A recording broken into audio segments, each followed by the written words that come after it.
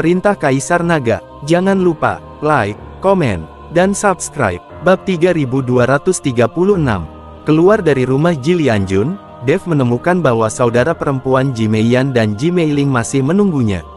Tuan Dev, tidak apa-apa sekarang. Ayo kita pergi berbelanja bersama ya. Petik 2. Ji Meiling buru-buru menyapa Dev setelah melihatnya. Melihat antusiasme Ji Meiling, Dev tidak bisa menolak, jadi dia mengangguk dan berkata, "Oke." Ketika Dev setuju, senyuman muncul di wajah Ji Meiling. Setelah keluar dari rumah Ji, mereka bertiga berjalan di jalan yang sibuk. Ji Meiling mulai menipu Dev agar memberinya berbagai informasi. "Tuan Dev, siapa gadis Phoenix Api yang bersamamu itu?" Ji Meiling bertanya dengan berpura-pura santai. "Teman," jawab Dev. "Apakah mereka hanya berteman? Menurutku kalian berdua sedang beristirahat di ruangan yang sama." Ji Meiling memandang Dev dan bertanya. Ketika Dev mendengar ini, dia hanya bisa tersenyum ringan dan tidak menjawabnya. Dev tidak menyangka gadis Ji Meiling ini diam-diam akan mengamatinya. Melihat Dev terdiam, Ji Meiling bertanya lagi, "Tuan Dev, apakah Nona Huo Feng wanita Anda? Berapa banyak wanita yang Anda miliki?" Dev tertegun dan menatap Ji Meiling dengan tatapan kosong, bertanya-tanya mengapa. "Gadis ini bertingkah seperti itu ini, tanyakan."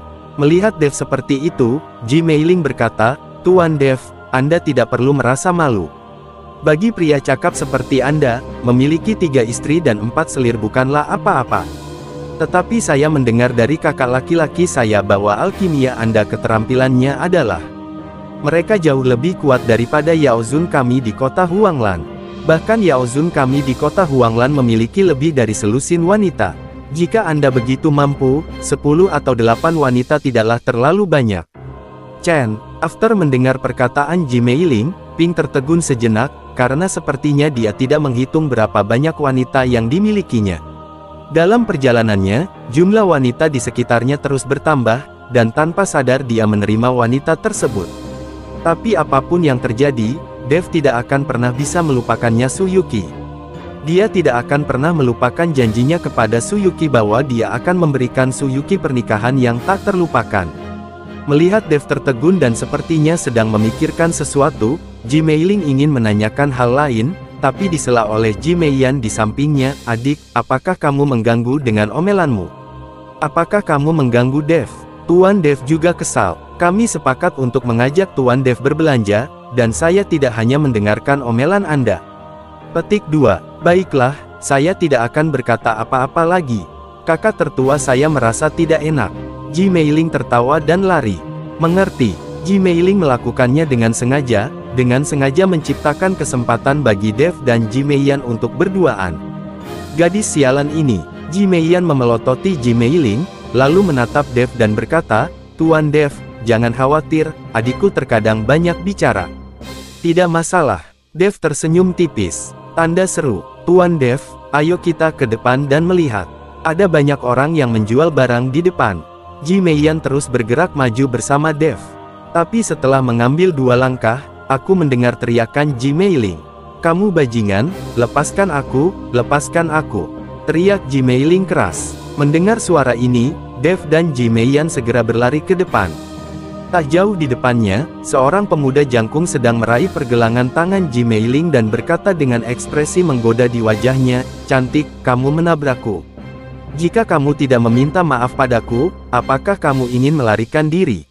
Apakah begitu? Pemuda itu begitu kuat sehingga Ji Meiling tidak bisa melarikan diri sama sekali, dan di belakang pemuda itu, ada beberapa orang yang mengikuti, semuanya tertawa. Banyak orang yang menonton semuanya terkejut. Siapa pria besar bodoh ini? Dia berani menganiaya putri sulung keluarga Ji. Petik 2. Sepertinya dia dari luar kota.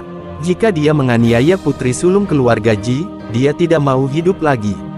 Melihat ukurannya, mereka sangat mirip dengan orang-orang dari Istana Juman.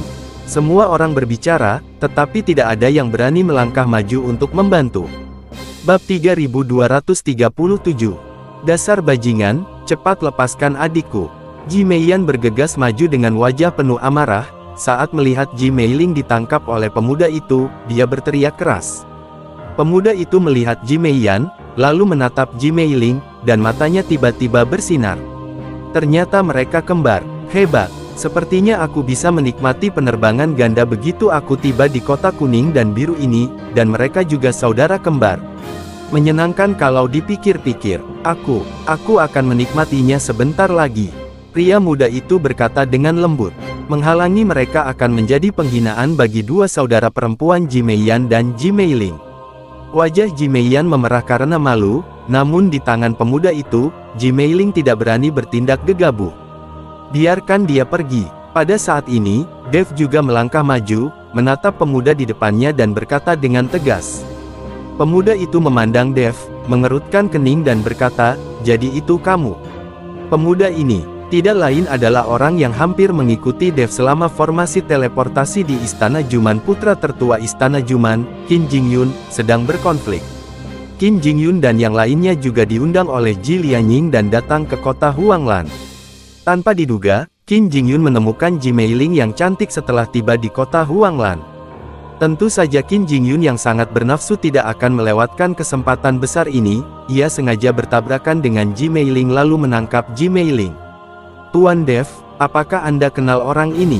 Ji Meiyan memandang Dev dan bertanya. Dev mengangguk, "Ini adalah tuan muda Istana Juman.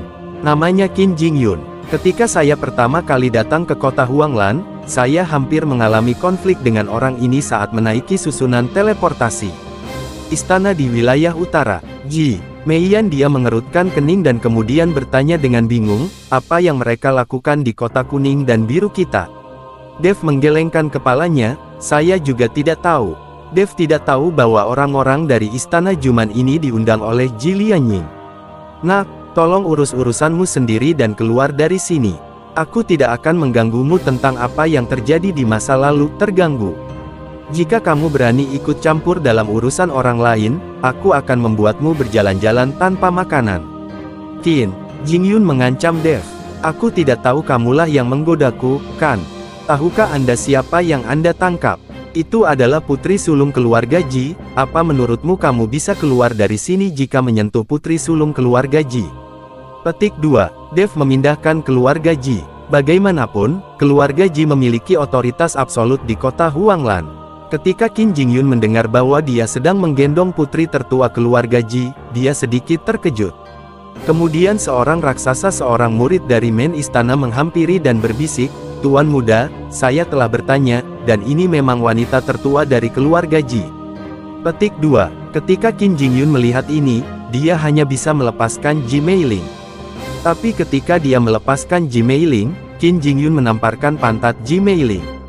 Pria pengecut ini, meskipun dia tahu bahwa Ji Meiling adalah Ji wanita tertua di keluarga, harus mengambil keuntungan.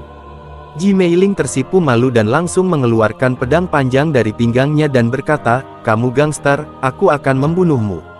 Petik 2. Adik perempuan. Ji Meiyan melihat ini, dia segera hentikan Ji Meiling. Sekarang mereka bukan tandingan. Qin Jingyun dan yang lainnya. Jika mereka mengambil tindakan sekarang, mereka pasti akan menderita. Selama orang-orang ini tidak meninggalkan kota Huanglan dan memberitahu Ji Lianjun kapan mereka kembali, Ji Lianjun pasti akan mencari keadilan bagi putrinya. "Kakak, jangan hentikan aku akan membunuh hooligan bau ini." Meiling berteriak dengan amarah di matanya. "Di depan umum, sebagai wanita tertua dari keluarga Ji, pantatku tersentuh." Bagaimana mungkin Meiling tidak marah? "Adik perempuan, kamu bukan tandingannya. Saat kita kembali, beritahu ayahmu dan biarkan dia yang mengambil keputusan untukmu." Ji Meiyan menarik Ji Meiling dan berkata, "Nona Ji, orang-orang dari istana barbar raksasa ini cukup kuat, kamu harus tenang." Dev juga berkata pada Ji Meiling. Bab 3238. Kata-kata Dev membuat Ji Meiling terdiam, lalu dia memelototi Qin Jingyun dan berkata, "Tunggu saja, jangan tinggalkan kota Huanglan jika kamu bisa." Setelah mengatakan itu, Ji Meiling dan yang lainnya bersiap untuk pergi. "Tunggu sebentar," teriak Qin Jingyun, dan kemudian beberapa anak buahnya menghalangi jalan Dev. Ji Meiyan mengerutkan kening dan berkata, "Apa yang kamu inginkan? Ini kota Huanglan, bukan istana Jumanmu. Jika kamu berani mengambil tindakan, aku jamin kamu akan mati tanpa bagian tubuh apapun." "Nona Ji, jangan tangkap aku salah, aku tidak akan menghentikanmu. Ini sedikit liburan, aku harus puas dengan anak ini." Qin Jingyun menunjuk ke arah Dev dan berkata. Ji Meiyan melirik Dev, lalu berdiri di depan Dev dan berkata, Tuan Dev adalah tamu keluarga Ji saya.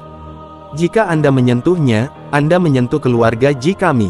Jika Anda memiliki kemampuan, cobalah. Petik 2. Nona Ji, kuharap kamu bisa melihat situasinya dengan jelas. Aku akan memberimu wajah keluarga Ji dan melepaskan saudara perempuanmu. Jangan malu-malu, lakukan. Kamu pikir aku, Istana Juman, benar-benar takut padamu? Keluarga Jimu. Qin Jingyun menyipitkan matanya dan berkata dengan dingin. Kamu. Ji Meiyan langsung tercengang dan tidak bisa berkata-kata. Nona Ji, mari kita selesaikan sendiri masalah antara dia dan saya. Anda tidak perlu khawatir tentang hal itu, kata Dev, mengambil 2 langkah ke depan, mendatangi Qin Jingyun dan berkata, bagaimana Anda ingin menyelesaikannya dengan saya? Qin Jingyun dia memandang Dev dan berkata, aku tidak akan mengganggumu. Ayo pukul saja kamu. Jika kamu selamat dari pukulan ini, liburan kita akan berakhir.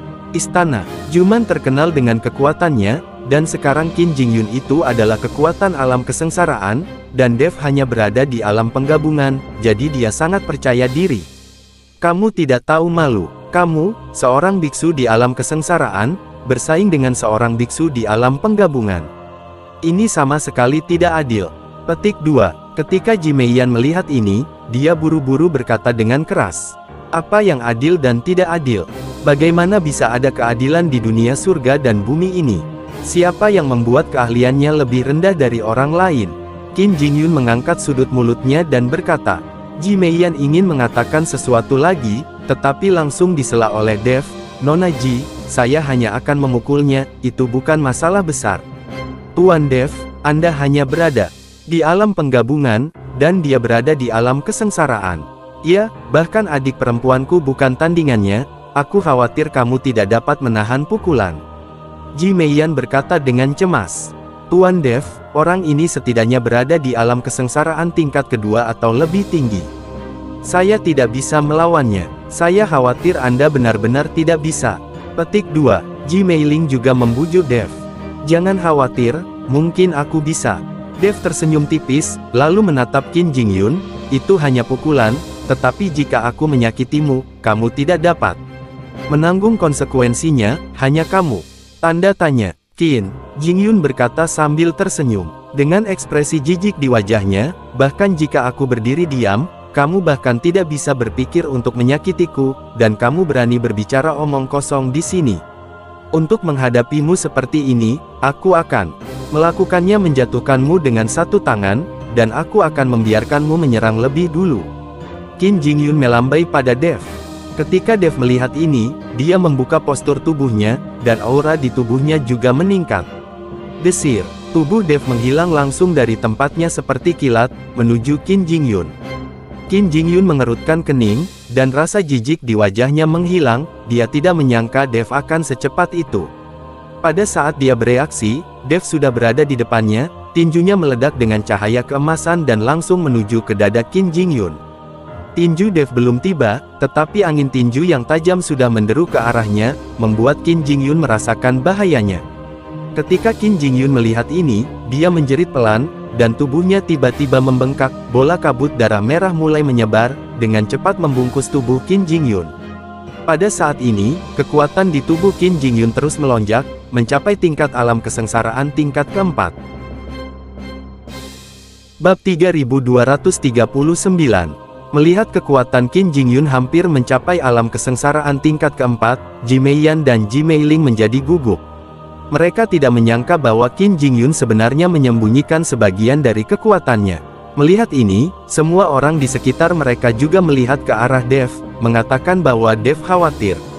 Bagaimanapun, perbedaan kekuatan antara Dev dan Qin Jingyun terlalu besar.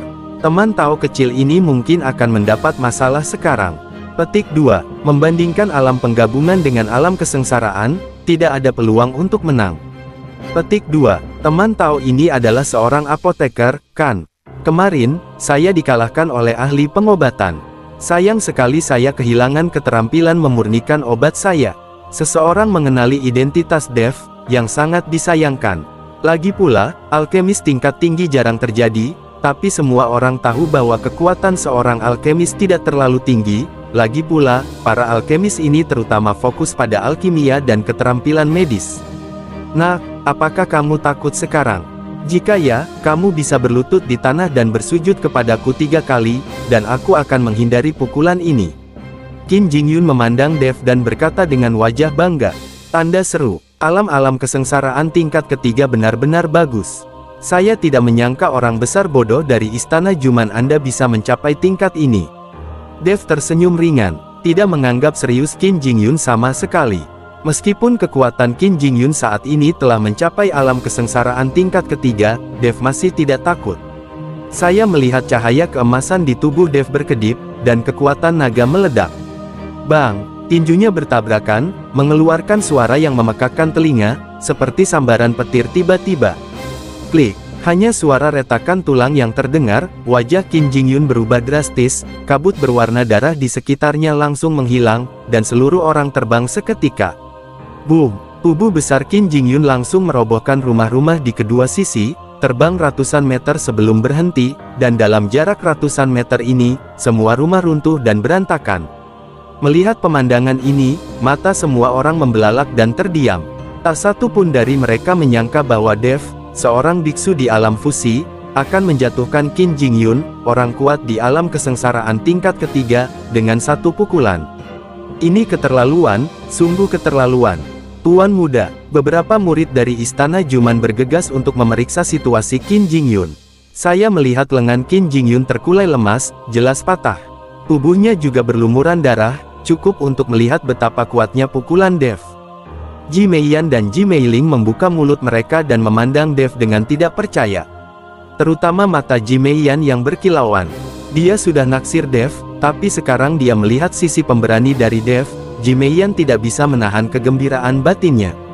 Ji Meiyan tidak menyadari bahwa Ji Meiling, yang berada di sampingnya saat ini, juga mengubah pandangannya saat dia melihat ke arah Dev. Di dunia surga dan manusia, yang kuat dihormati. Dev sekarang berada di alam Fusion Realm, dan dia meninju Qin Jingyun, seorang biksu di alam kesengsaraan, hingga merasa malu, bagaimana mungkin pria seperti itu tidak disukai oleh wanita. Selain itu, Dev juga mengetahui keterampilan medis dan merupakan seorang alkemis tingkat tinggi, bahkan lebih kuat dari Yao Zun. Yang paling penting adalah Dev juga mengetahui sihir dan dapat dengan mudah menghancurkan formasi ilusi. Pria sempurna seperti ini membuat dua saudara perempuan Ji Meiyan dan Ji Meiling jatuh cinta. Di dunia dewa dan manusia, tidak ada batasan dan batasan dalam hubungan antara pria dan wanita seperti di dunia sekuler. Jika Dev menganggukkan kepalanya sekarang, saudara perempuan Ji Meiyan dan Ji Meiling akan mengabdikan diri tanpa ragu-ragu. Semua saudari akan merasa terhormat jika dikawal oleh pria kuat seperti Dev. Dev tidak tahu apa yang dipikirkan kedua saudara perempuan itu, tetapi menatap dingin ke arah Qin Jingyun yang sedang dibantu. Wajah Qin Jingyun sangat jelek. Tuan muda Istana Juman yang agung dan biksu tingkat ketiga di alam kesengsaraan dipukul oleh Dev. Memalukan sekali jika dipermalukan di depan banyak orang. Bab 3240. Nak, tunggu saja aku tidak akan pernah membiarkanmu pergi. Qin Jingyun menatap tajam ke arah Dev, lalu ditolong pergi. Melihat Qin Jingyun pergi, Dev tidak menghentikannya. Bagaimanapun, Dev tidak bisa tinggal lama di kota kuning dan biru ini. Saat itu, Qin Jingyun tidak akan dapat menemukannya jika dia ingin mengganggunya. Dua wanita tertua, ayo pergi. Dev menatap Ji Meiyan dan Ji Meiling dan berkata, "Oh, ayo pergi, ayo." Ji Meiyan bereaksi dan mengangguk cepat. Ji Meiling memandang Dev dengan kaget, "Tuan Dev, saya tidak menyangka Anda begitu kuat dan mampu bertarung di level yang lebih tinggi. Anda tidak hanya kuat, Anda juga mengetahui keterampilan medis dan dapat membuat ramuan, dan Anda juga tahu cara memecahkan formasi ilusi dan mengatur formasi." Petik 2. Sungguh jenius. Di kota kuning dan biru kita, dan bahkan di seluruh benua tengah, kita mungkin tidak dapat menemukan seorang jenius unik seperti Tuan Dev. Petik 2. Adik perempuan, apalagi benua tengah, bahkan seluruh surga dan dunia manusia pun tidak. Pemuda mana yang bisa bersaing dengan Tuan Dev? Kata Ji Meiyan. Kedua, saudara perempuan itu sangat memuji Dev sehingga Dev sedikit malu. Saat mereka bertiga sedang berjalan dan mengobrol, tiba-tiba ke arah kediaman keluarga Ji di kota Huanglan. Aura yang membumbung tinggi dari tanah, menyebar seketika, dan menyelimuti seluruh kota Huanglan. Nafas ini seperti sesuatu yang tiba-tiba meledak, menyebar ke segala arah, dan menghilang dalam sekejap. Namun saat nafas ini lewat di hadapannya, Dev langsung merasakannya. Ini adalah kekuatan asli, dan itu adalah kekuatan asli Wuzu. Apa yang terjadi? Apa yang terjadi di rumah? Aku juga tidak tahu. Cepat, pulang dan lihat. Ji Meiyan dan Ji Meiling sama-sama panik dan berlari menuju rumah Ji. Dev juga mengikuti di belakang. Ketika mereka bertiga sampai di rumah Ji, mereka menemukan bahwa rumah Ji sudah dikelilingi orang. Semua orang melihat tanah leluhur keluarga Ji. Saudaraku, ada apa? Ji Meiyan melangkah maju dan bertanya pada Ji Cheng. Entahlah, mungkin tanah leluhur sudah dibuka, kata Ji Cheng. Tanah leluhur terbuka. Ji Meiyan tertegun. Bagaimana mungkin? Tanah leluhur tidak secara otomatis terbuka setiap 10 tahun sekali. Sekarang bahkan belum 10 tahun. Saya tidak tahu. Ayah mengikutinya paman kedua dan membawa beberapa tetua bersamanya, pergi ke tanah leluhur untuk memeriksa. Petik 2. Jika tanah leluhur dibuka, itu bagus. Nenek moyang pasti sudah merasakan kedatangan saudara ke-6 dan membuka tanah leluhur terlebih dahulu. Ji Cheng melirik Ji Yun dan berkata, saudaraku, apa gunanya membuka tanah leluhur ini? Ji Yun bertanya dengan bingung.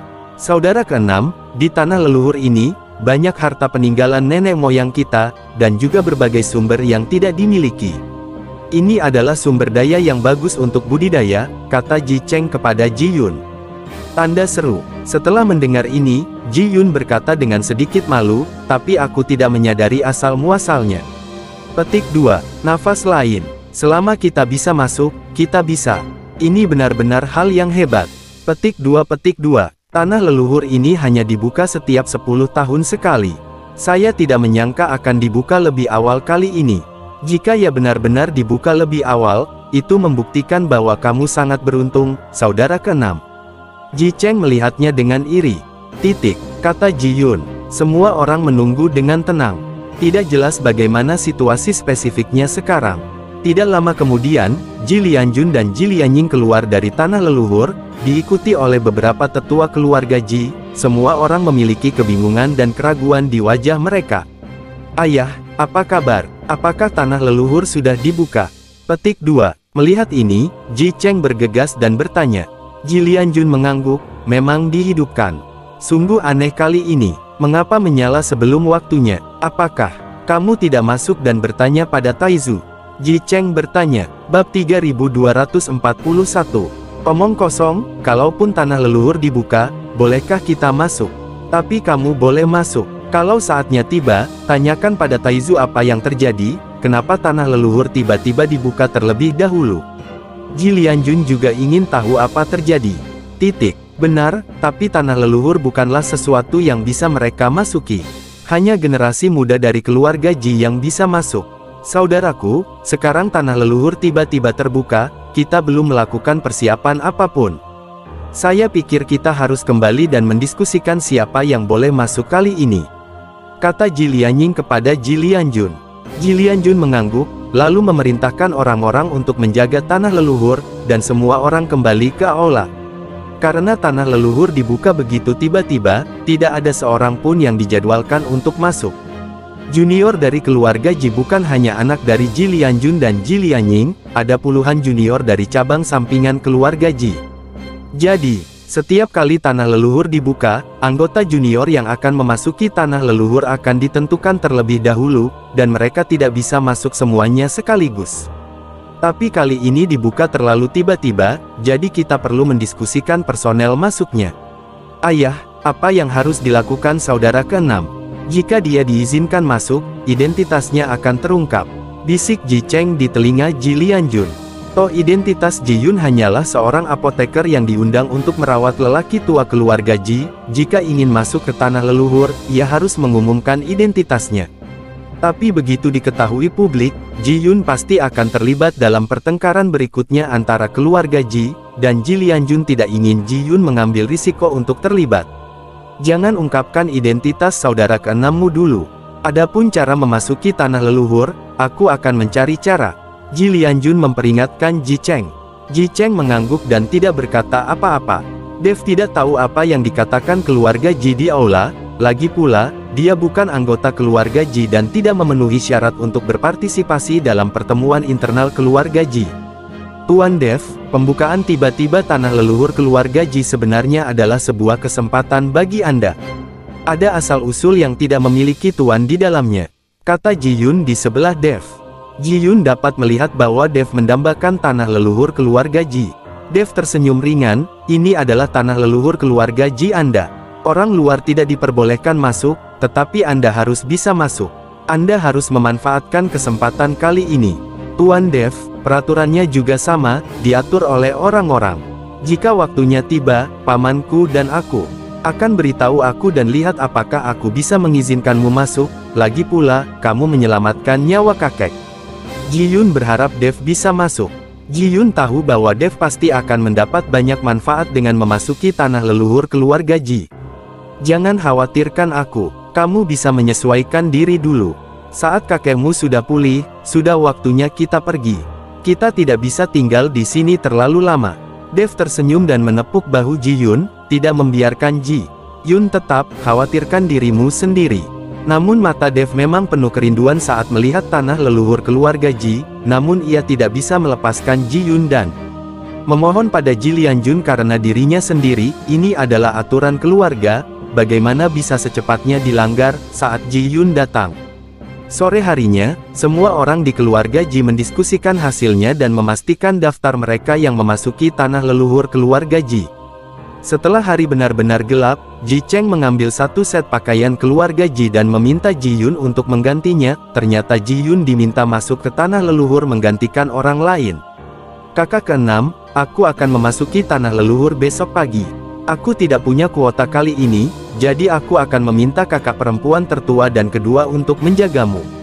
Ingat, kamu tidak boleh mengekspos dirimu sendiri ketika kamu berbaur dalam kerumunan, tetapi ketika kamu memasuki tanah leluhur, semuanya akan baik-baik saja. Setelah itu, jangan mengekspos dirimu sebelum masuk. Ji Cheng memperingatkan Ji Yun.